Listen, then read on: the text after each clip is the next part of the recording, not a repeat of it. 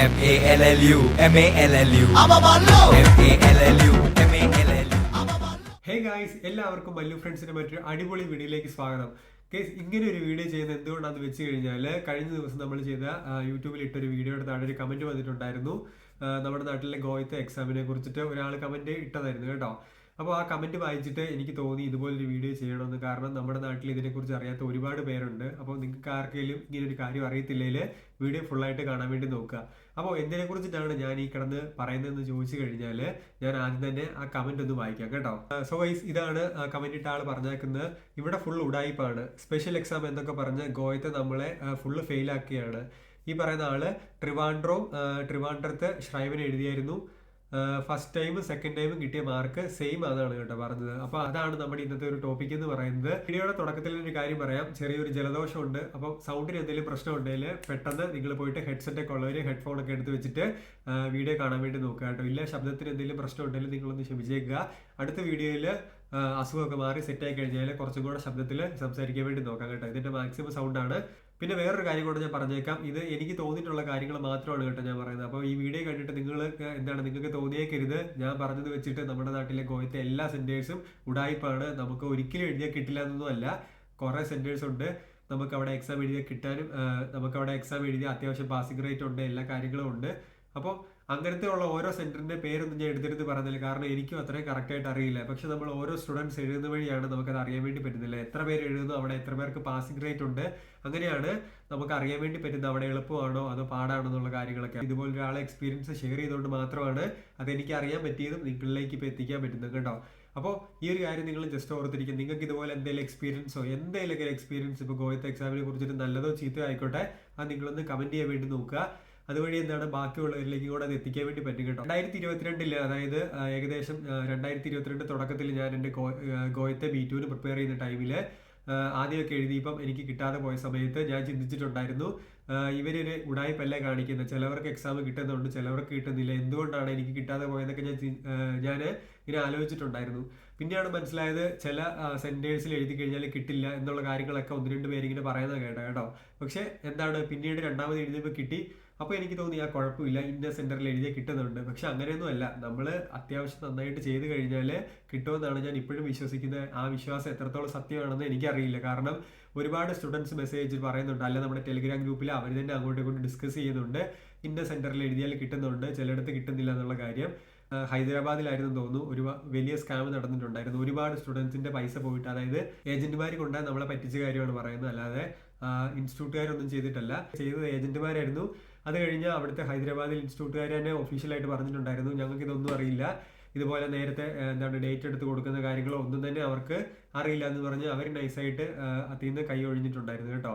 ഇപ്പോഴും അതൊക്കെ അങ്ങനെ തന്നെയാണ്. നമ്മളിപ്പോൾ ഒരു ഗോയത്തെ എക്സാമിന് രജിസ്റ്റർ ചെയ്യാൻ വേണ്ടി കയറി കഴിഞ്ഞാൽ 9 മണി എന്നാണ് സമയം പറഞ്ഞിരിക്കുന്നത്, നിങ്ങൾ വെക്കുക. 9 മണിക്ക് കയറിയിരിക്കുന്ന സാധാരണ ഒരാൾ 9:02 ആകുമ്പോഴത്തേക്കും സീറ്റ് ഫുള്ള് ബുക്ക്ഡാന്ന് പറഞ്ഞാണ് കേട്ടോ കാണിക്കുന്നത്. അതെന്താണെന്ന് എനിക്കറിയില്ല. ആരെങ്കിലും നേരത്തെ വന്നിട്ട് ഫുള്ളായിട്ട് ബൾക്കായിട്ട് എടുത്തുകൊണ്ട് പോകുന്നുണ്ടോ ഒന്നും അറിയില്ല. കാരണം ഒരുപാട് ഏജന്റുമാർ ഇപ്പോൾ ഡേറ്റ് എടുത്ത് കൊടുക്കാന്ന് പറഞ്ഞ് നടക്കുന്നുണ്ട്. ഏകദേശം ഒരു 10,000 അല്ല 12,000 രൂപയൊക്കെ കൂടുതലാണ് കേട്ടോ ചില സ്റ്റുഡൻസിന്റെ കയ്യിൽ നിന്ന് അവർ മേടിക്കുന്നത്. ഇതൊക്കെ ഓരോരുത്തരും ഒന്ന് പറയുന്നതാണ്. അതുകൊണ്ടാണ് ഇപ്പം നമുക്കാണ് ഇതൊക്കെ അറിയാൻ വേണ്ടി പറ്റുന്നത് കേട്ടോ. അപ്പോൾ അങ്ങനെ എന്തെങ്കിലും എക്സ്പീരിയൻസ് നിങ്ങൾക്ക് ഉണ്ടായിട്ടുണ്ടെങ്കിൽ ഒന്നും കൂടെ പറയുന്നു, നിങ്ങളൊന്ന് കമന്റ് ചെയ്യുക. അങ്ങനത്തെ എന്തെങ്കിലും എക്സ്പീരിയൻസ് ഉണ്ടെങ്കിൽ മാത്രം നിങ്ങൾക്ക് പറ്റുമെങ്കിൽ അതൊന്ന് ഷെയർ ചെയ്യാൻ വേണ്ടി നോക്കുക. അല്ലെ എനിക്കൊരു പേഴ്സണൽ മെസ്സേജ് അയക്കുക, അതാളും കുഴപ്പമില്ല. അപ്പോൾ ഇതാണ് ഫസ്റ്റിലെ ഒരു കേസ് എന്ന് പറയുന്നത്. അപ്പോൾ ഈ കമന്റ് ഇട്ട ആൾ പറഞ്ഞാക്കുന്ന ഇതിൽ 2 തവണയും ഷ്രൈബിന് കിട്ടിയ മാർക്ക് സെയിം ആണ് കേട്ടോ. അതിലിപ്പോൾ നമ്മൾ എന്താ ചെയ്യുന്നത് വെച്ച് കഴിഞ്ഞാൽ നമുക്ക് പ്രത്യേകിച്ചൊന്നും ചെയ്യാനില്ല. എക്സാമിന് അറ്റൻഡ് ചെയ്യുക, എന്നിട്ട് പാസ്സായി കഴിഞ്ഞാൽ പാസ്സായി, നമുക്ക് പിന്നെ പ്രശ്നങ്ങളൊന്നും ഇല്ല അല്ലേ. പക്ഷെ പാസ്സാവാത്തിടത്തോളം കാലം നമ്മൾ പാസ്സാവുന്നവരെ ട്രൈ ചെയ്യാന്നുള്ളൊരു ഓപ്ഷൻ മാത്രമേ ഉള്ളൂ. കാരണം നമുക്കിപ്പോൾ ഈ സെന്റേഴ്സിനെതിരെ ഒന്നും ചെയ്യാൻ വേണ്ടി പറ്റില്ല. അവരിപ്പോൾ അത്യാവശ്യം നമ്മുടെ ഇന്ത്യയിൽ ഗോയത്തേനെ കുറിച്ചിട്ടാണ് അത്യാവശ്യം കുറച്ച് ഫേമസ് ആയിട്ടുണ്ട്. കാരണം ഒരുപാട് സ്റ്റുഡൻസ് ഇപ്പോൾ ലാംഗ്വേജ് പഠിക്കുന്നുണ്ട്, അതുപോലെ ജർമ്മനിയിലേക്ക് വരുന്നുണ്ട്. അതുകൊണ്ട് തന്നെ അവർക്ക് ഇതൊരു വലിയ നേട്ടം തന്നെയാണ്. കാരണം പണ്ട് ഇത്രയും പേര് പഠിക്കുന്നില്ലായിരുന്നു, ഇപ്പോൾ ഇഷ്ടംപോലെ പേര് പഠിക്കുന്നു, ഒരുപാട് പേര് എക്സാം എഴുതുന്നു. അതനുസരിച്ച് അവർക്ക് വരുന്ന ഇൻകമും വളരെ കൂടുതലായിരിക്കും അല്ലേ. അവരെ വെച്ച് നോക്കുമ്പോഴത്തേക്കും നമ്മുടെ കേരളത്തിൽ നിന്ന് തന്നെയാണ് കേട്ടോ കൂടുതൽ സ്റ്റുഡൻസ് വരുന്നതാണ് എനിക്ക് തോന്നുന്നു. ഒരുപാട് പേര് കേരളത്തിലെ സ്റ്റുഡൻസ് ഇപ്പോൾ +2 കഴിഞ്ഞിട്ടൊക്കെ അവരെ പോയി ലാംഗ്വേജിന് കയറുന്നുണ്ട്. ഞാനും അങ്ങനെയാണ് ചെയ്തത്, +2 കഴിഞ്ഞിട്ടാണ് പഠിച്ചത്. പക്ഷെ ഞാൻ പഠിച്ച സമയത്തെക്കാട്ടിലും ഒരുപാട് പേര് ഇപ്പം ഒരു ഇരട്ടി ആയിട്ടുണ്ട് കേട്ടോ പഠിക്കുന്ന ആൾക്കാരുടെ എണ്ണം. മിക്ക ഇൻസ്റ്റിറ്റ്യൂട്ടുകളിലും സീറ്റാണെങ്കിലും എല്ലാം ഫുള്ളാണ്. അപ്പോൾ അതൊക്കെ എന്താണ് അവർക്കൊരു പ്രലോഭനം എന്ന രീതിയിൽ ഞാൻ ജസ്റ്റ് പറയുന്നുള്ളൂ കേട്ടോ. അങ്ങനെയൊക്കെ ആയിരിക്കും. കാരണം അവർ നോക്കുമ്പോൾ ഇത്രയും സ്റ്റുഡൻസ് ഒരുമിച്ച് വരുന്നുണ്ട്, ഒരാളെ ഒന്ന് ജസ്റ്റ് തോപ്പിച്ച് കഴിഞ്ഞാൽ ഒന്നും കൂടെ എന്താണ് എഴുതുമ്പോൾ അതനുസരിച്ച് അവർക്ക് പൈസ കിട്ടും. അങ്ങനെ അവർ ചിന്തിക്കാതിരിക്കില്ല എന്ന് എനിക്ക് തോന്നുന്നില്ല. കാരണം പൈസ കിട്ടുന്ന കാര്യമാണല്ലോ, ആരാണെങ്കിലും ചിന്തിച്ചു പോകും. കഴിഞ്ഞ ദിവസം എനിക്ക് ഇൻസ്റ്റാഗ്രാമിൽ ഒരാൾ മെസ്സേജ് അയച്ചിട്ടുണ്ടായിരുന്നു, ഇന്ന പോലെയാണ് നാട്ടിലെ അവസ്ഥ, B2 എക്സാം അറ്റൻഡ് ചെയ്തു, എക്സാം വളരെ ഈസി ആയിരുന്നു, പക്ഷേ എക്സാം പാസ്സാവാൻ വേണ്ടി പറ്റിയില്ല. അപ്പോൾ അത് കേട്ടപ്പോൾ ആദ്യം എനിക്കൊന്നും മനസ്സിലായില്ല. ഞാൻ ഓർത്തിന് ടൈപ്പ് ചെയ്ത് എന്തെങ്കിലും മിസ്റ്റേക്ക് ആയിരിക്കും. അപ്പോൾ ഞാൻ ഒന്നും കൂടെ ചോദിച്ചു. ആൾ ഇങ്ങനെ തന്നെയാണ് പറഞ്ഞത്, എക്സാം വളരെ ഈസി ആയിരുന്നു പക്ഷേ പാസ്സായില്ല.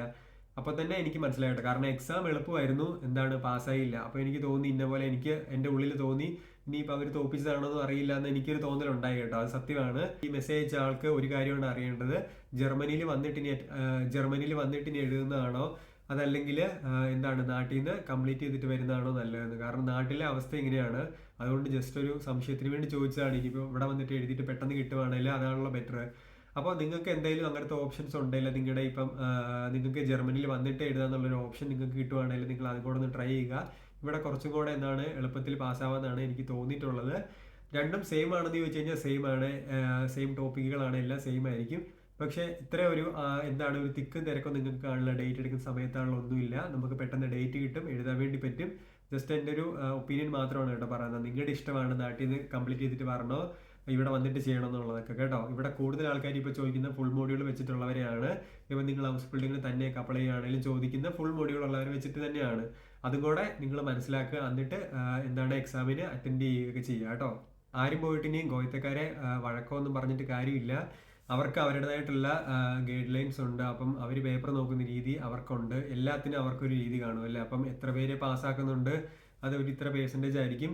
അതിലിപ്പോൾ നമുക്ക് കറക്റ്റായിട്ട് പ്രൂഫൊന്നും ഇല്ല അവരിങ്ങനെ തോപ്പിക്കുന്നുണ്ടെന്ന് ഉറപ്പായിട്ട് പറയാൻ വേണ്ടി. നമുക്കിങ്ങനെ ഊഹിക്കാന്നല്ലാണ്ട് വേറെ ഓപ്ഷൻസ് ഒന്നും ഇല്ല. അപ്പം നിങ്ങൾ ഈ പറഞ്ഞ പോലെ തന്നെ ഒന്നും കൂടെ ട്രൈ ചെയ്യുക. ഇനിയിപ്പോൾ ഒരു ഫസ്റ്റ് ടൈം എക്സാം കിട്ടിയില്ലെങ്കിൽ വിഷമിക്കേണ്ട, ഒന്നും കൂടെ ട്രൈ ചെയ്തിട്ട് നിങ്ങളത് എഴുതിയെടുക്കാൻ വേണ്ടി നോക്കുക. പിന്നെ നിങ്ങൾ എപ്പോഴും ഒരു ഇൻസ്റ്റിറ്റ്യൂട്ട്, അതായത് ഒരു സെൻറ്റർ തന്നെ നോക്കാതെ സെൻറ്റേഴ്സ് മാറി മാറി ഒന്ന് എഴുതാൻ വേണ്ടി നോക്കുക കേട്ടോ. ഞാൻ പറഞ്ഞ ഫസ്റ്റിലോ സെക്കൻഡിലോ ഒക്കെ കിട്ടാത്തവർക്ക് വേണ്ടിയാണ്. ഒരേ സെൻറ്ററിൽ തന്നെ എഴുതി കഴിഞ്ഞാലും കിട്ടാനുള്ള ചാൻസ് കുറവാണ് കേട്ടോ. കിട്ടാനുള്ള ചാൻസ് കുറവാണ്. അതുകൊണ്ട് തന്നെ നിങ്ങൾക്ക് പറ്റുമെങ്കിൽ കുറച്ചൊക്കെ ദൂരെ പോയി എഴുതിക്കൊള്ളുക. കേരളത്തിന് വെളിയിൽ കൊൽക്കത്തയോ, പിന്നെ കൊൽക്കത്ത എന്ന് പറഞ്ഞപ്പോൾ നിങ്ങൾ ഓർക്കും അവിടെ എഴുതിയാൽ പെട്ടെന്ന് കിട്ടുമെന്ന്. അങ്ങനെയല്ല, അത്യാവശ്യം നല്ലൊരു ട്രെയിൻ ജേണി ആവും. പിന്നെ നിങ്ങൾക്ക് പോയിട്ട് എക്സാം എഴുതാൻ വേണ്ടി പറ്റും കേട്ടോ. നിങ്ങളുടെ ഇഷ്ടമാണ്. ചെന്നൈയിലുണ്ട്, അങ്ങനെ പല പല സെൻറ്റേഴ്സ് ഉണ്ട്. അപ്പോൾ അവിടെയൊക്കെ പോയിട്ട് നിങ്ങളൊന്ന് ജസ്റ്റ് എഴുതി നോക്കുക. ഇന്നത്തെ വീഡിയോ ഇവിടെ ഞാൻ വൈൻഡപ്പ് ചെയ്യുന്നു. കാരണം വേറെ ഒന്നും എനിക്കിതിൽ പറയാനില്ല. ഇനിയിപ്പം എനിക്ക് മെസ്സേജ് അയക്കുന്നവരുടെ കാര്യം ആലോചിക്കുമ്പോൾ സത്യം പറഞ്ഞ വിഷമമുണ്ട്. കാരണം ഒരുപാട് അത്യാവശ്യം നല്ല പൈസ ഉണ്ട് കേട്ടോ. ഇപ്പം എക്സാമിന് അവർ റേറ്റ് കൂട്ടി. എത്രയാണ് 26,000 27,000 അത്രയൊക്കെ ആവും നമ്മൾ ഇത്ര മൊഡ്യൂൾ എടുക്കുമ്പോഴത്തേക്കും. അത് ഇച്ചിരി കൂടുതലാണെന്ന് തോന്നുന്നല്ലേ. എനിക്ക് എത്ര നേരത്തില്ല. നിങ്ങൾ ജസ്റ്റ് ഒന്ന് കമൻറ്റ് ചെയ്യുക. അറിയാവുന്നവർ, ഞാൻ നോക്കിയിട്ടില്ല, മറന്നുപോയി കേട്ടോ.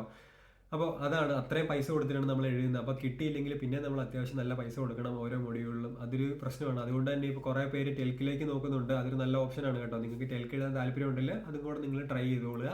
ഗോയത്തെ മാത്രം നോക്കാതെ. ഇതെല്ലാം നിങ്ങളുടെ ഇഷ്ടമാണ്, നിങ്ങൾക്ക് തീരുമാനിക്കുക എന്ത് വേണമെന്നുള്ളത്. അപ്പോൾ നിങ്ങൾ പഠിക്കുന്ന സമയത്ത് കുറച്ചും കൂടെ അടിപൊളിയായിട്ട് നല്ല ഇൻസ്റ്റിറ്റ്യൂട്ടിലൊക്കെ കുറച്ചും കൂടെ എക്സാം ഓറിയൻറ്റഡ് ആയിട്ടുള്ള പ്രിപ്പറേഷൻസ് തരുന്നവർ ഉണ്ടെങ്കിൽ അങ്ങനെയുള്ള ഇൻസ്റ്റിറ്റ്യൂട്ടിൽ നിങ്ങളുടെ B2 ചെയ്യാൻ വേണ്ടി നോക്കുക. അതാകുമ്പോൾ നിങ്ങൾക്ക് നന്നായിട്ട് പഠിക്കാനും പറ്റും കേട്ടോ. കാര്യം ഒന്നുകൂടെ ഓർമ്മിപ്പിക്കുന്നു, എക്സ്പീരിയൻസ് എന്തെങ്കിലും ഉള്ളവർ മറക്കാതെ ഒന്ന് കമൻറ്റ് ചെയ്തേക്കുക. വീഡിയോയിൽ ഹൈലൈറ്റ് ആകുമ്പോൾ നിങ്ങളായിരിക്കും കേട്ടോ. നിങ്ങളുടെ കമൻസിന് വേണ്ടി ഇവിടെ കുറേ ആൾക്കാർ വെയിറ്റ് ചെയ്തുകൊണ്ട് ഞാനും വെയിറ്റ് ചെയ്തതായിരിക്കും.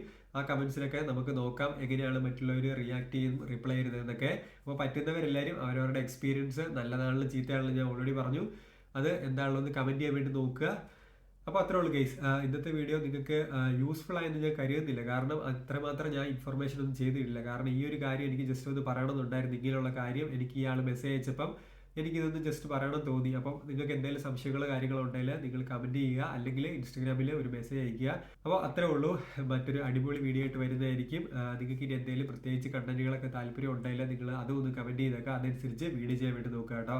ജലദോഷമൊക്കെ മാറിയിട്ട് കുറച്ചും കൂടെ പവറായിട്ട് വരുന്നതായിരിക്കും. പവറുണ്ട്, പക്ഷേ സൗണ്ടിന് ചെറിയൊരു പ്രശ്നമുണ്ട് കേട്ടോ. അപ്പോൾ അത്രേ ഉള്ളൂ. മറ്റൊരു വീഡിയോയിൽ കാണാം. Good bye.